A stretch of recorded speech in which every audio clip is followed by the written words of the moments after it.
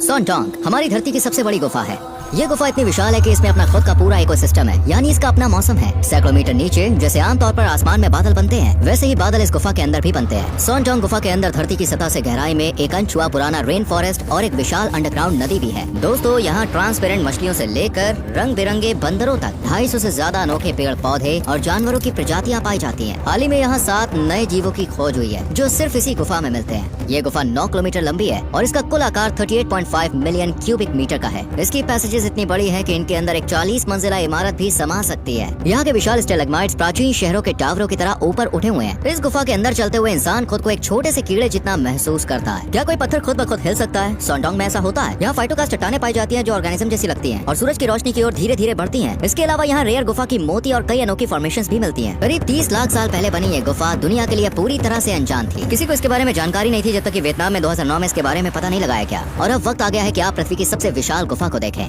सुरक्षा और पर्यावरण संरक्षण के कारण यहाँ किसी को अकेले जाने की इजाजत नहीं है। इस अभियान का संचालन सिर्फ ऑक्सलाइज नाम की एकमात्र ऑथराइज्ड एजेंसी करती है। सॉन्डोंग तक पहुँचने के लिए हमने 9 घंटे जंगल में ट्रैक किया और अब हमें इन गुफा से गुजरना होगा जो दुनिया की तीसरी सबसे बड़ी गुफा है। ये गुफा दुनिया की सबसे बड़ी गुफा सॉन्डोंग का गेटवे मानी जाती है। दोस्तों, इस सफर के लिए पूरी तरह तैयार होना बहुत जरूरी था, इसलिए निकलने से पहले हमने सॉन्डोंग और उसके आसपास के इलाके के बारे में इंटरनेट पर गहराई से रिसर्च की ताकि हमें हर जरूरी जानकारी पहले से मिल जाए।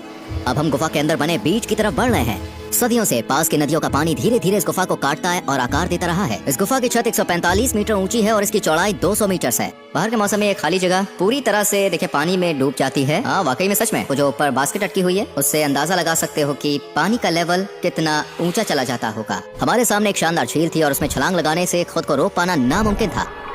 जैसे ही शाम ढलती है गुफा के अंदर सिर्फ चिड़ियों की आवाज गूंजने लगती है। इन पक्षियों की टांगें बहुत छोटी और कमजोर होती हैं, इसलिए ये जमीन से उड़ान नहीं भर सकते। इन्हें उड़ने के लिए ऊंचाई से कूदना पड़ता है। अगर ये कभी जमीन पर फंस गए तो इनकी मौत तय होती है। ये चिड़िया अनलकी थी और बस अपनी मौत का इंतजार कर रही थी। जैसे ही सूरज निकला हम सॉन्डोंग की ओर बढ़ने के लिए तैयार हो गए। अगर इन गुफा को एक छोटा मोहल्ला माना जाए तो सॉन्डोंग एक विशाल शहर की तरह है। अब हमें अंधेरे की ओर जाना है। मैं सोच रहा हूँ कि सॉन्डोंग में हमारा क्या इंतजार कर रहा होगा। हम जैसे ही आगे बढ़ते हैं जमीन पर दर्जनों झींगुर इधर उधर कूदने लगते हैं। जमीन पर सैकड़ों सालों से चमगादड़ों की बीट की परतें जमी हुई हैं। ऊपर अनगिनत चमगादड़ गहरी नींद में लटके हुए हैं, लेकिन कुछ जाग चुके हैं और ये लगातार हम पर गंदगी गिरा रहे हैं, इसलिए ऊपर देखना अच्छा आइडिया नहीं है। देखो मेरे हाथ का हाथ। हम ऐसे चट्टानी रास्तों से गुजर रहे हैं जो ट्रेवर्टीन जैसी दिखती है। लाइमस्टोन से बनी सीढ़ियां हमें सॉन्डोंग की ओर जाने वाले रास्ते तक ले जाती हैं। वाह, यहाँ का नजारा कमाल है। दोनों तरफ से पानी नीचे गिरता हुआ दिख रहा है। एन गुफा ने हमें जंगल के बीच एक रात के लिए पनाह दी, लेकिन अब वक्त आ गया कि हम सॉन्डोंग से मिलें। ये मेरी ओर आने की कोशिश कर रहा है। तुम जानते हो ये मेरी ओर बढ़ रहा है। इसे पता है कि किससे चिपकना है। ये बहुत बड़ी है। हम जिस जमीन पर चल रहे हैं उसके नीचे 450 मिलियन साल पुरानी लाइमस्टोन की परतें दबी हुई हैं, जो इंसानों या यहाँ तक कि डायनासोर के अस्तित्व में आने से भी पहले बनने लगी थी। ये लाइमस्टोन कैल्शियम से भरपूर है जो लाखों साल पहले समुद्र तट में डूबे प्राचीन जीवों के खोल और कंकाल से बना है। वक्त के साथ ये धीरे धीरे दबते गए और चट्टानों में बदल गए, लेकिन कैल्शियम तेजाब में आसानी से घुल जाता है, इसलिए एसिड रेन धीरे धीरे इसे काटती रही और इसी से गुफाएं बनी। बारिश ने कैसे लाइमस्टोन को घोल घोल कर दुनिया की सबसे बड़ी गुफा बनाई। अब एक आखिरी मुश्किल चढ़ाई हमें सॉन्डोंग के ग्रैंड एंट्रेंस तक ले जाती है। जैसे जैसे हम गुफा के अंदर गहराई में जा रहे हैं सभी ने अपने हेडलैम्प्स ऑन कर लिए हैं। अब हम होप एंड विजन पैसेज की ओर जा रहे हैं। ये गुफा 9 किलोमीटर लंबी है और इसमें खोजने के लिए बहुत कुछ है। शायद हम यहाँ कोई नया जीव खोजने वाले पहले लोग बन जाएं। ये रहा सॉन्डोंग गुफा का एंट्रेंस। आप देख सकते हो लोग इसके सामने कितने छोटे लग रहे हैं। सिर्फ कुछ कदम अंदर आते ही हम हैरान करने वाले गुफा संरचनाओं से घिर गए हैं। मिनरल से भरपूर पानी छत और दीवारों से टपकता रहता है और धीरे धीरे समय के साथ एक खूबसूरत रिमस्टोन पूल्स बन जाते हैं। सबसे पहला जानवर जिसने हमारा यहाँ स्वागत किया वो एक झिंगुर है। हम बड़े बड़े पत्थरों के बीच से रास्ता बना रहे हैं। कुछ स्टेलेग्माइट्स बिल्कुल चमकते सफेद रंग के हैं क्योंकि इनमें खास प्रकार के खनिज मिले हुए हैं। ये तो डायमंड जैसा लग रहा है। हाँ वाकई सच में। ये ब्रॉन्ज कलर का विशाल स्टेलेक्टाइट है और ये जम चुके झरने जैसा लगता है। इसका ऑरेंज ब्राउन कलर इस बात का संकेत देता है कि इसमें आयरन या अन्य मिनरल्स मौजूद हैं जो लाइमस्टोन के साथ मिल गए हैं। कुछ स्टेलेक्टाइट्स टूट कर नीचे गिर चुकी है और जमीन पर बिखरी पड़ी है। वो जो बीच में दरार दिख रही है वो एक फॉल्ट लाइन है। ये धरती के टेक्टोनिक मूवमेंट्स की वजह से बनी है। सॉन्डोंग की साइज सिर्फ पानी के कटाव की वजह से नहीं बनी, बल्कि टेक्टोनिक मूवमेंट्स के कारण बने दरारों की वजह से भी बनी, जिससे पानी और गहराई में जा सके। इस गुफा के इस हिस्से में एक बहुत बड़ी नदी है। अगर यहाँ गिरे तो तैर नहीं सकते, पानी का बहाव बहुत तेज है। भारी बारिश से यहाँ बहुत सारी नदियाँ भर जाती है और अब एक विशाल और तेज नदी इस गुफा के बीच से बह रही है। ये सब आखिर बना कैसे? हम तो गुफा के सैकड़ों मीटर अंदर हैं। यहाँ सूरज की रोशनी भी नहीं पहुँचती। भारी बाढ़ मिट्टी और पौधों के तनों को गुफा के अंदर ले आती है, इसलिए यहाँ एक अंकुरित बीज दिख रहा है। लेकिन बिना धूप के ये ज्यादा दिनों तक नहीं टिक पाएगा। बाढ़ के साथ स्पोर्स भी अंदर आ गए, इसलिए यहाँ मशरूम उग रहे हैं। यहाँ की नमी और अंधेरा इनके लिए परफेक्ट माहौल है। कल ही पानी यहाँ तक पहुँच गया था। इसके साथ बहुत सारा कीचड़ भी बहकर आया। ये तो अभी भी नया लग रहा है, जिससे पता चलता है कि यहाँ हाल ही में बाढ़ आई थी। अब हम होप एंड विजन पैसेज तक पहुंच गए हैं। ये गुफा का सबसे बड़ा हिस्सा है। मैं दुनिया के सबसे ऊंचे स्टेलेग्माइट के पास खड़ा हूँ जो 80 मीटर ऊंचा है। इसे इसकी ऊंचाई तक पहुंचने में करीब 8 लाख साल लगे, क्योंकि छत से गिरता पानी धीरे धीरे मिनरल्स को जमीन पर जमा करता गया और ये विशाल स्टेलेग्माइट बना। ये इतना बड़ा इसलिए हुआ क्योंकि ये गुफा के उस हिस्से में बना है जहाँ छत की ऊंचाई 170 मीटर से ज्यादा और चौड़ाई 130 मीटर से ज्यादा है। यानी ये जगह इतनी विशाल है कि इसमें 40 मंजिला इमारत समा सकती है और एक डबल डेकर एयरक्राफ्ट आराम से उड़ सकता है। देखो दूर से पहले ही डो लाइन से रोशनी आ रही है दोस्तों, वहीं हमें जाना है।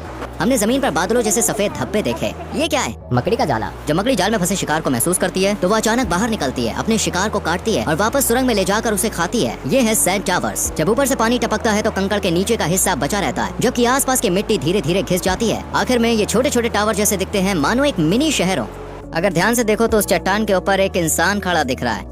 हमारा एक साथी जो काफी दूर है 60 मीटर ऊंची स्टेलेग्माइट पर खड़ा है। अब तक हमने गुफा में 3 किलोमीटर का सफर तय कर लिया है। यही हमारा कैंपिंग साइट है। सोचो यहाँ सोना और ये नजारा देखना कितना अनोखा अनुभव होगा। यहाँ से पहली डोलाइन का कुछ हिस्सा दिख रहा है। ये गुफा का बाहर का रास्ता लग सकता है, लेकिन असल में ये 2 बड़ी डोलाइंस में से पहली है और यहाँ से आगे का सफर और भी रोमांचक होने वाला। गुफा के अंदर और बाहर के टेम्परेचर में अंतर की वजह से यहाँ कोहरा और बादल बनते हैं। इन बादलों के आगे का इलाका वॉच आउट फॉर डायनासोर्स कहलाता है। हम कल इसे एक्सप्लोर करेंगे, लेकिन अभी आराम करने का वक्त है। अब हम पहली डोलाइन की तरफ बढ़ रहे हैं। ये नया दिन है और आज हमें बहुत कुछ देखने को मिलेगा। चलिए चलते हैं। पहली डोलाइन तक पहुंचने के लिए हमें इन संकरे रास्तों से रेंगते हुए गुजरना होगा। बहुत संकरा रास्ता है। ये चिपचिपे धागे गुफा में रहने वाले कीड़ों के जाल हैं। ये कीड़े अपनी पूंछ से नीली हरी रोशनी निकालते हैं, जिससे उड़ते हुए कीड़े अट्रैक्ट होकर इन चिपचिपे धागों में फंस जाते हैं। जैसे कोई कीड़ा फंसता है, लार्वा अपने मुंह से धागे को खींचता है और शिकार को खा जाता है। ये लाइमस्टोन दक्षिण पूर्व एशिया का सबसे पुराना लाइमस्टोन है।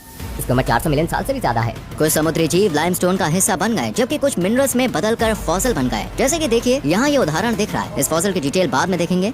हम लगभग पहुँच चुके हैं। सूरज! वाह, यहाँ छत से गिरने वाली पानी की बूंदों को जमीन तक पहुँचने में करीब 20 सेकंड्स लगते हैं। इस दीवार की ऊंचाई कितनी होगी? करीब 140 मीटर। यहाँ सब कुछ बहुत बड़ा है। अगर ऊपर देखो तो गुफा के खुले हिस्से के चारों ओर रेन फॉरेस्ट के पेड़ दिखते हैं, लेकिन इस वक्त हम अभी भी कई मीटर नीचे गुफा के अंदर हैं। ये छेद इसलिए बना है क्योंकि हजारों साल पहले सोनजोंग के अंदर बहने वाली नदी ने धीरे धीरे लाइमस्टोन को काटा और छत को कमजोर कर दिया। आखिरकार छत अपना भार संभाल नहीं पाई और गिर गई, जिससे ये विशाल छेद बन गया। सूरज की रोशनी ने यहाँ काई और एल्गी को जीवन दिया है।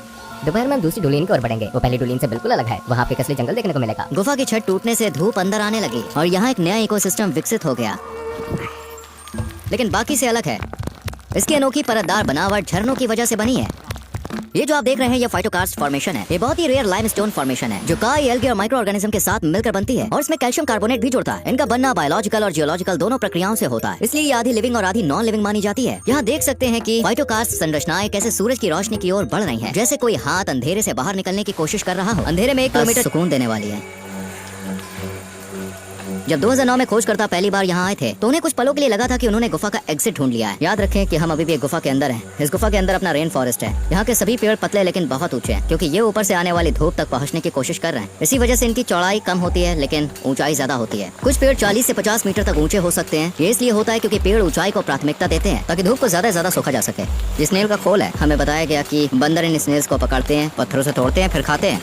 जैसे जैसे हम गुफा में आगे बढ़ रहे हैं हमें रेड शंक डूब के मौजूद होने के संकेत दिखने लगे हैं। देखो इतने सारे स्नेल्स हैं, इनमें से ज्यादा टूटे हुए हैं और शायद किसी बंदर ने इन्हें खाया होगा। गुफा इतनी विशाल है कि हम भूल गए कि हम गुफा के अंदर हैं। यही वो जगह है जहां हम आज रात कैंपिंग करने वाले हैं। गुफा में हमारा चौथा और आखिरी दिन है। आज हमें पानी से भरी हुई सुरंग पार करनी है और फिर हम ग्रेट वॉल ऑफ वियतनाम तक पहुंचेंगे। यहाँ की स्टेलेग्माइट देखने में बहुत अच्छे लगते हैं, जैसे किसी मूर्तिकार की बनाई हुई हो। इस कॉलम के चारों ओर पानी से भरा हुआ एक पूल है जिसमें मछलियां तैर रही हैं। इन मछलियों की आंखें नहीं होती क्योंकि ये पूरी तरह अंधेरे में रहने के लिए ढल चुकी हैं। इन्हें देखने की जरूरत ही नहीं पड़ी और समय के साथ इनकी दूसरी सेंसेस और तेज हो गई। देखो ये मेरी परछाई या हाथ की हलचल पर कोई रिएक्शन नहीं दे रही। ये कुछ देख ही नहीं सकती। इसी तरह ये झींगुर भी पूरी तरह अंधा है। इसे मैं भी दिखाई नहीं दे रहा। ये रेयर फॉर्मेशंस गुफा के मोती कहलाते हैं। आमतौर पर इनका आकार केवल 1 सेंटीमीटर होता है, लेकिन यहाँ क्योंकि ये बहुत पुराने कुछ मोती टेनिस बॉल जितने बड़े हो गए। देखिए ये असली मूर्तियों की तरह बनते हैं और छोटे से न्यूक्लियस के चारों ओर मिनरल्स की परतें धीरे धीरे जमती रहती हैं। इन्हें पूरी तरह बनने में कुछ 100 साल लगते हैं। जैसे जैसे हम गुफा की ओर गहराई में बढ़ते हैं हमें कुछ अनोखा दिखता है। ये हिरन की हड्डियां हैं जो लगभग 500 साल पुरानी मानी जा रही हैं। अब हमारे सामने आखिरी चुनौती है, एक 80 मीटर ऊंची कर्स्ट वॉल जिसे the great wall of Vietnam कहा जाता है। वहाँ तक पहुँचने के लिए हमें पहले 600 मीटर लंबे 5 टनल पैसेज से गुजरना होगा। ये रास्ता पानी भर चुका है और एक खूबसूरत जेड ग्रीन झील में बदल गया। ये दीवार इतनी ऊंची है कि उसकी चोटी तक रोशनी भी नहीं पहुँचती। दीवार पार करने के बाद हमें 500 मीटर दूर गुफा के बाहर की रोशनी दिखने लगी है। बस हम पहुंच ही गए। हमने दुनिया की सबसे बड़ी गुफा सॉन्जोंग को एक छोर से दूसरे छोर तक एक्सप्लोर कर लिया है। लेकिन चौथे दिन भी एक सवाल रह गया। जो फॉसिल हमने देखा वो आखिर किस प्राचीन जीव का था। अब मैं देखिए ओपेरा ब्राउजर खोल रहा हूँ और गुफा की वेबसाइट पर जाकर इससे जुड़ा हुआ आर्टिकल चेक कर रहा हूँ। यहाँ हमें उसी फॉसिल की तस्वीर और उसकी जानकारी मिलेगी। मैं कमांड/ या फिर कंट्रोल/ दबाकर एरिया खोलता हूँ। ये इनबिल्ट AI टूल है। आइए से कहें कि टेक्स्ट के मेन पॉइंट्स हाईलाइट करें।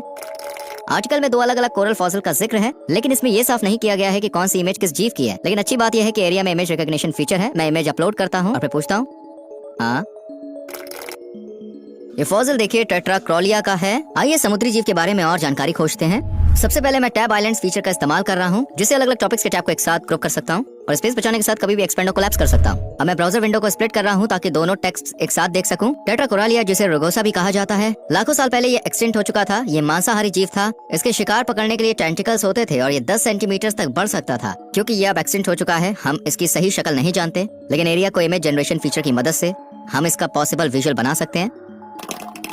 ये देखिए टेट्राकोरालिया का जीवित चित्र। ये कॉलोनी में बसे टेंटिकल्स वाले जीव के रूप में दिखाया गया है। वैसे टैब ट्रेसेस फीचर देखिए, ये हाल ही में देखे गए टैब्स को अंडरस्कोर को डार्क करके हाईलाइट कर देता है। जितनी गहरी अंडरलाइन होगी वो टैब उतना ही हाल ही में ओपन किया गया था। ओपेरा के स्मार्ट टूल्स की मदद से हमें पूरा यकीन है कि हमने एक फॉसिल के असली जीव की पहचान कर ली है। ओपेरा ब्राउजर न सिर्फ आपकी ब्राउजिंग को आसान बनाता है, floating music player, customisable themes और कई शानदार फीचर्स के साथ। अभी ओपेरा डाउनलोड करें, लिंक डिस्क्रिप्शन बॉक्स और पिन किए गए कमेंट में दिया गया है, ताकि आप अपने ब्राउजिंग